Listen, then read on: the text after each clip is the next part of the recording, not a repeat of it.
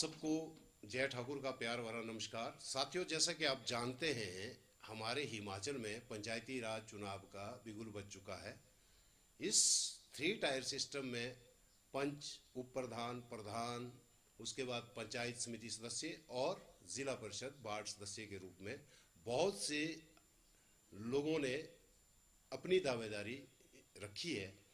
ठीक उसी प्रकार हमारे कुल्लू ज़िला में हमारे जो लरांकेलो ज़िला परिषद वार्ड है, उसमें भी बहुत से लोगों ने विभिन्न पार्टी की ओर से अपनी अपनी दावेदारी रखी है। आज हम जो कार्यक्रम आपके बीच में लेकर आ रहे हैं, अपनों से अपनी बात, इसमें हम आज आपको रूबरू कराने जा रहे हैं ज़िला परिषद लरांकेलो वार्ड से जो एक प्रत्याशी कहूँगा मैं, जिन्होंने अपनी दावेदारी रखी है, वो है स्वर्गीय श्री धर्मवीर धामी जी के सुपुत्र रोहित वत्स धामी। आइए हम जानते हैं उनसे कि वो क्या विज़न, क्या उनकी योजनाएं हैं और क्या क्या उन्होंने, जब भूतपूर्व वो जो अभी जो प्रधान थे अभी हमारे गहार पंचायत के, उस पंचायत में उनके क्या क्या कार्य हुए और भी सवाल जानेंगे। तो आइए शुरू करते हैं हमारा कार्यक्रम अपनों से अपनी बात। तो रोहित जी, स्वागत है आपका हमारे इस कार्यक्रम अपनों से अपनी बात में। तो जैसा कि अभी चुनावों का दौर है, पंचायती राज चुनाव चले और 3 टायर सिस्टम में जैसे हमारा जो लरांकेलो वार्ड है, तो वहाँ से आपने भी अपनी दावेदारी प्रस्तुत की है। तो मैं जानना चाहूँगा, पहले तो आप अभी जो है अपने पंचायत के प्रधान भी रहे हैं, लेकिन जिस परिवार से आप आते हैं और आने वाले समय में अभी जो चुनाव चले हैं, उसमें आप क्या विज़न लेके चले हैं या और भी प्रत्याशी है, तो उस सिलसिले में आप क्या कहना चाहेंगे? सभी ने पहले 18 करोड़ जयकार, सभी देवी देवताओं की जयकार। सबसे पहले मैं आपका और आपके चैनल का बहुत बहुत धन्यवाद देना चाहता हूं कि आपने मुझे इस योग्य समझा कि आपने मुझे यहां पर बुलाया। और जैसे कि आपने कहा कि मेरा परिवार काफ़ी वर्षों से, काफ़ी पीढ़ियों से, मेरे दादाजी भी हमारे इलाके के प्रधान रहे, मेरे पिताजी भी उस इलाके के प्रधान रहे, बीडीसी मेंबर रहे, फिर बीडीसी चेयरमैन भी रहे और भी उन्होंने पार्टी में काफ़ी काम किया। तो जो हमारी अपब्रिंगिंग रही या हमारे को जो बचपन से ही शिक्षा रही, चाहे हम बाहर बोर्डिंग स्कूल्स में पढ़े, बाहर बॉम्बे में पढ़े और जगह गए, हमारी अपब्रिंगिंग यही रही कि बेटा तुम्हारे इसलिए नहीं स्कूलों में पढ़ाया कि तुम पढ़ो लिखो और उसके बाद कहीं विदेश में जाके अपने आप को सेटल कर दो। तुम्हें इसलिए पढ़ाया है कि वहाँ से आओ, सीख के आओ और यहाँ के लोगों के लिए क्या कर सकते हो वो चीज़ करके दिखाओ। तो जैसे मैं प्रधान बना था तो सबसे पहला काम हमने पंचायत में जो करने की कोशिश की वो था library, because education is basic. अगर आप जैसे केरला में रिज़ल्ट देखिए, केरला में एजुकेटेड लोग हैं तो वहाँ पर आप देख सकते हैं कि कैसा रिज़ल्ट रहा, उन्होंने भाजपा को सीटें ही नहीं दी। तो जहाँ एजुकेशन होगी वहाँ पर लोग जो आपकी डेवलपमेंट है उस डेवलपमेंट में आपको एक बूस्ट मिल जाता है। अब मेरे को बहुत खुशी होती है कि हमने जब से लाइब्रेरी खोली वहाँ पर कई बच्चे पढ़े और बच्चों की अच्छी नौकरियाँ लगी, कोई पुलिस में लगी, एक लड़का तो एनडीए के पेपर में टॉप रैंक 4th में आया, वो अभी भी मेरे ख्याल से ऑफिसर नेवी में जाना चाहता है तो उसकी ट्रेनिंग के उसके लिए स्टडी करने आता रहता है। तो और भी हमारे खराल घाटी से बच्चे आते हैं, कई ग्रहण गांव से और जगह से आते हैं बच्चे वहाँ पर पढ़ने, और जगहों से भी आते हैं और पंचायतों से भी आते हैं, हमारे गाँव के बच्चे पढ़ते हैं। तो उनको जब देखते हैं तो एक खुशी होती है कि मतलब माई achievement is that you know कि वो लाइब्रेरी जब बनी और मैंने, आप अगर उसको देखेंगे, उसके छायाचित्र देखेंगे या कुछ आप वहाँ पर आएंगे तो आपको नज़र आएगा कि मतलब वो इस ढंग से बनाई है कि हमारे बच्चे अगर दिल्ली या बॉम्बे की कहीं बड़ी लाइब्रेरी में भी जाएंगे तो उनको कोई झिझक नहीं महसूस होगी, वो बोलेंगे हाँ हमारी पंचायत में भी ऐसी लाइब्रेरी है। तो इसी विजन से हमने चीज़ें की। दूसरा मेरा जो एक वो था कि हमारी जो पंचायत है वो सेल्फ डिपेंडेंट बने, जो पंचायती राज का राजीव गांधी जी का जो सपना था या महात्मा गांधी जी ने जब पंचायतों को सक्षम बनाने की बात कही थी, तो इस चीज़ का मेन मुद्दा ही यही था कि अगर पंचायत अपने आप में सक्षम होगी, अपना खर्चा खुद चला सकती होगी, तो आपको किसी और की सहायता की ज़रूरत ना रहे। जी। तो हमारी पंचायत में जैसे एक सोलर प्रोजेक्ट है जिसका अब हिम ऊर्जा के साथ है, वो 60-40 की रेशो में, जिसका रेवेन्यू शेयर 40% पंचायत को दिया जाएगा और 60% हिम ऊर्जा के पास रहेगा। तो पंचायत ने भूमि उनको देनी थी और उन्होंने पैसा लगा के तो प्रोजेक्ट बनाना था, तो उसका टेंडर हो चुका है। दिल्ली की एक कंपनी है जिसको ये टेंडर मिला है जी। अब सर्दियां करके काम शुरू होने वाला है, विच इज़ ऑलमोस्ट आपका 1 महीने के अंदर शायद काम स्टार्ट हो जाएगा। तो जब वो प्रोजेक्ट लग जाएगा तो हमारी पंचायत के पास अपनी खुद की इनकम ही इतनी हो जाएगी कि हमें सोलर वित्त का पैसा कितना आता है कितना नहीं आता है वो एडिशनल हो जाएगा। सो इसी सब चीज़ों के साथ वो था। अब हमारी पार्टी के जैसे हमारे नियम होते हैं, हम पार्टी से संग वो रखते हैं और मैं पार्टी में अच्छे ओहदों पे रहा हूँ। मैं स्टेट में जनरल सेक्रेटरी रहा हूँ, लाहौल स्पीति का इंचार्ज रहा हूँ, फिर संगठन सृजन अभियान में प्रभारी रहा हूँ लाहौल स्पीति का।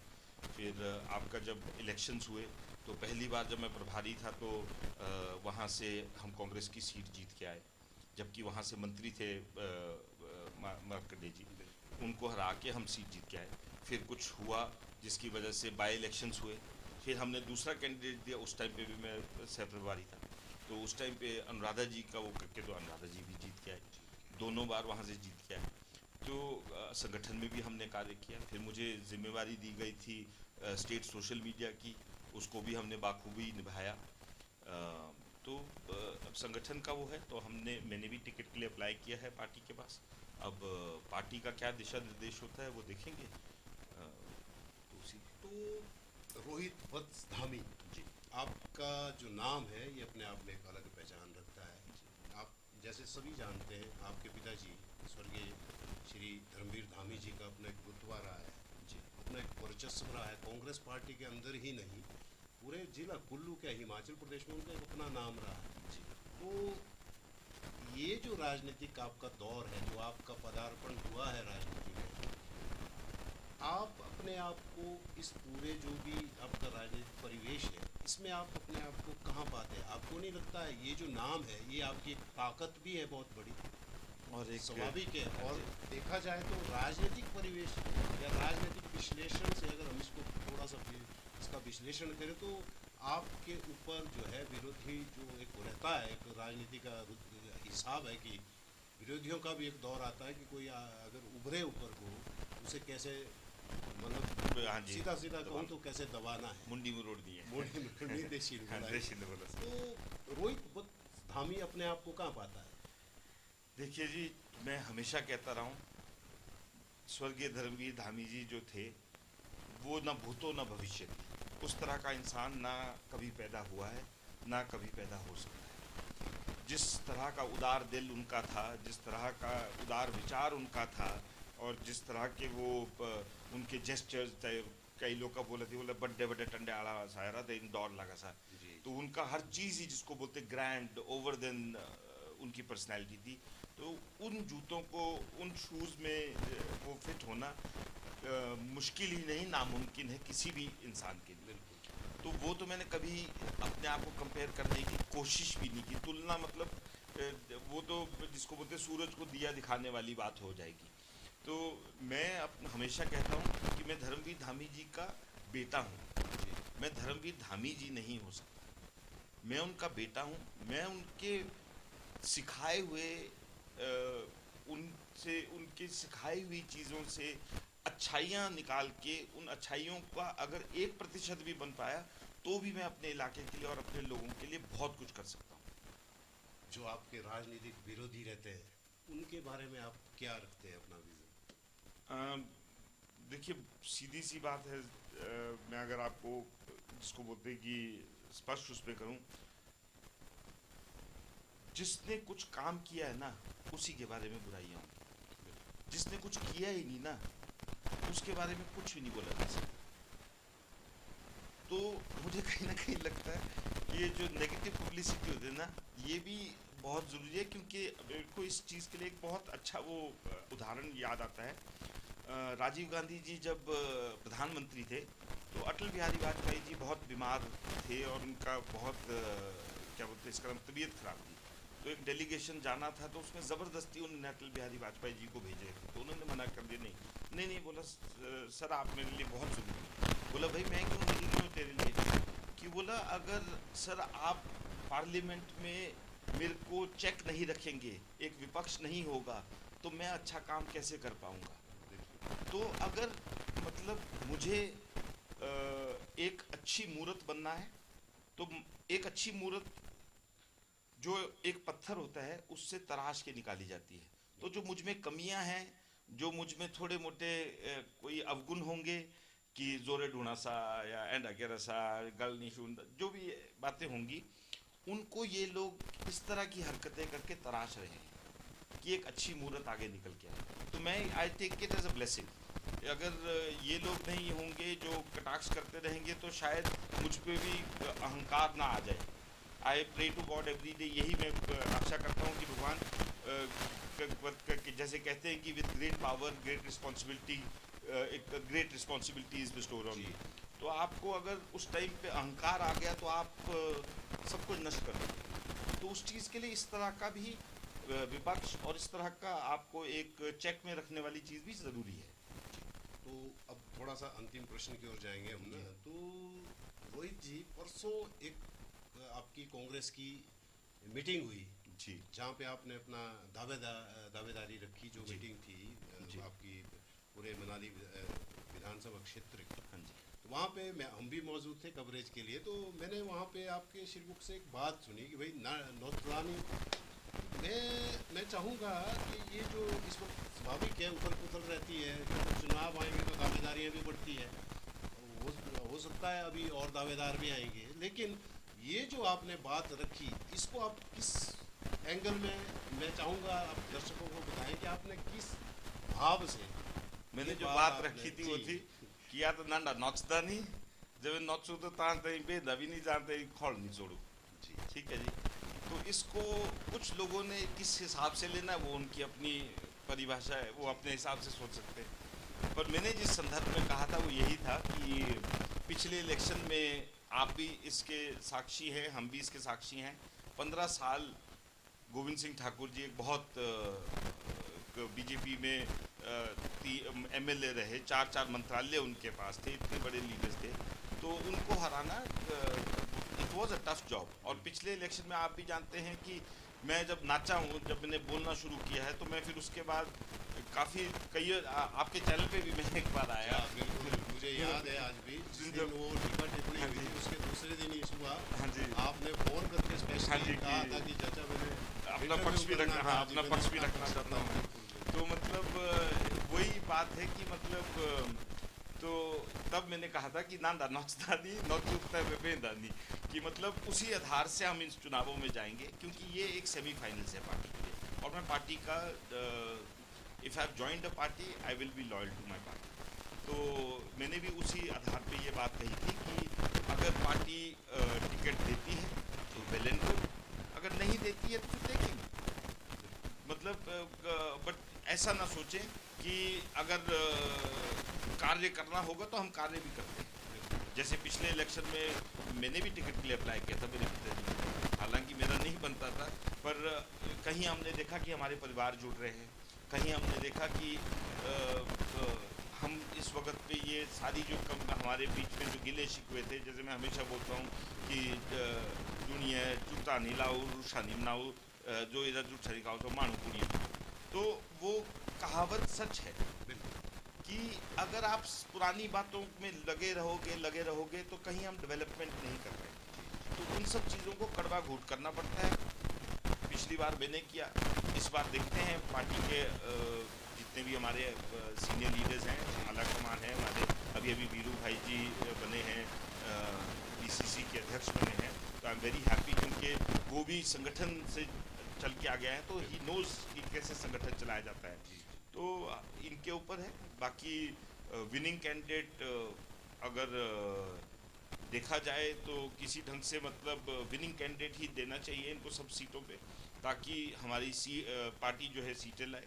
अगले चुनावों में उससे मदद मिलेगी, ताकि हर पंचायत पे प्रधान होगा, पंच होंगे हमारे, बीडीसी हमारे होंगे, जिला परिषद के मेंबर्स हमारे होंगे, तो अगले चुनावों में आधा काम आसान हो जाता है। तो उस हिसाब से अगर ये टिकट आवंटन करेंगे तो अच्छी बात है।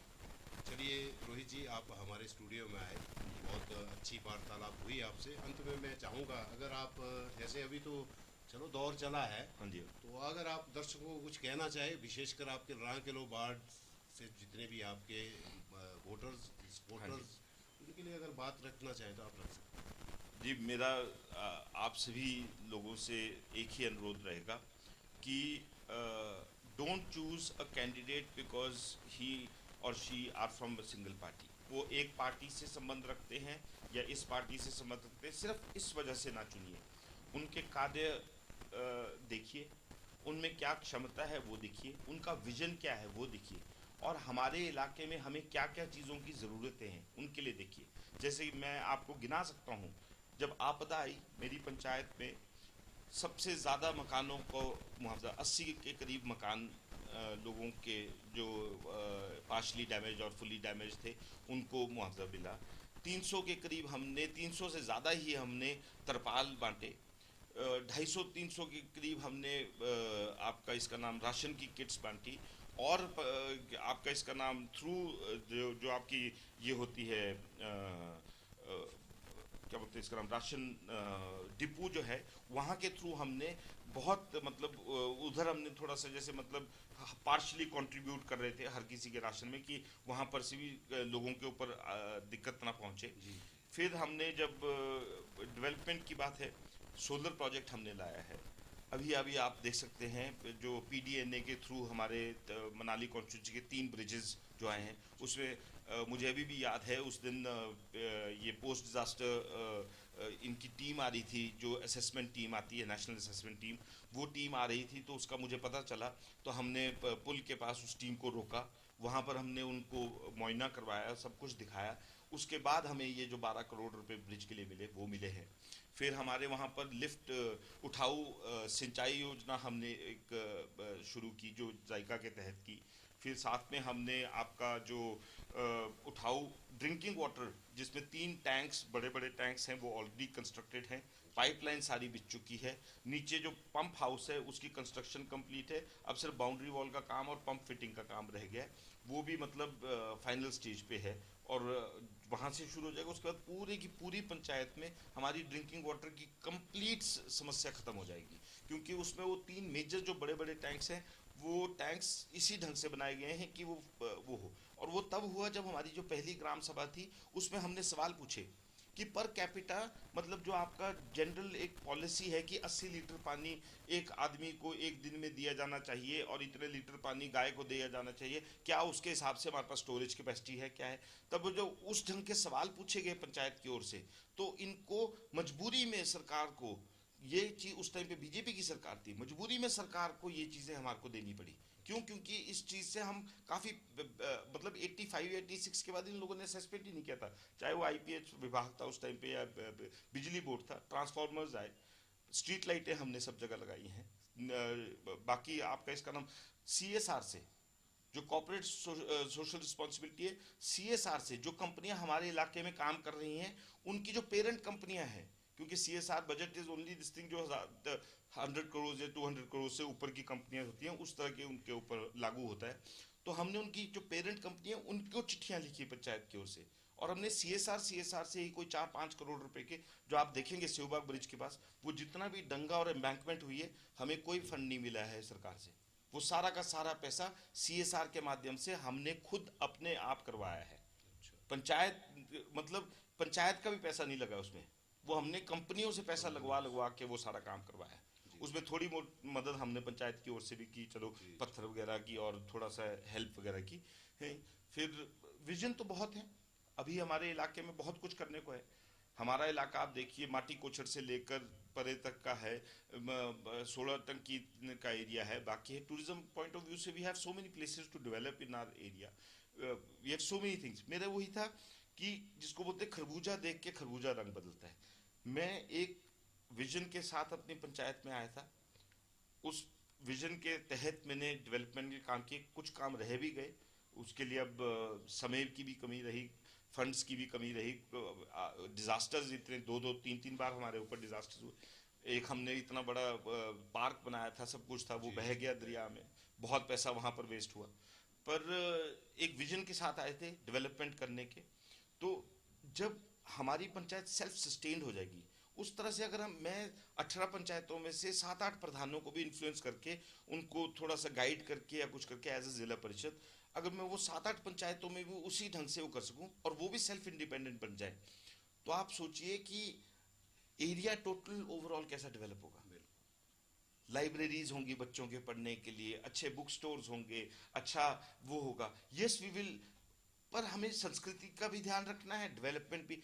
वो डेवलपमेंट तब होगी जब पंचायत स्तर पे हम अपने आप लोग जागरूक होके करेंगे, जी तब तक वो नहीं होगा। तो मेरी यही रिक्वेस्ट है कि आप प्लीज़ अच्छा कैंडिडेट चुनें।